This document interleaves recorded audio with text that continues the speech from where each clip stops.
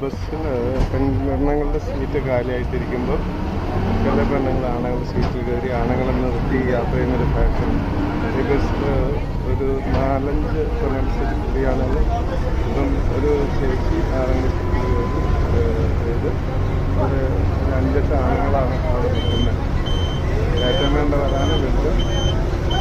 ഒന്നാമത് ഈ സീറ്റിംഗ് ഇപ്പം മഹാരാഷ്ട്രയിലും ബാംഗ്ലൂരും ഡൽഹിയിലൊക്കെ സീറ്റിംഗ് ഇതൊന്നുമില്ല.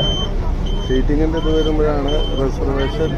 പിന്നെ ഇവിടെ വലിയ ഉണ്ടയ്ക്ക് അക്ഷരത്തിൽ എഴുതി വെച്ചിരിക്കുന്ന പെണ്ണുങ്ങൾ സീറ്റിൽ യാത്ര ചെയ്ത 200 രൂപ ഫൈൻ.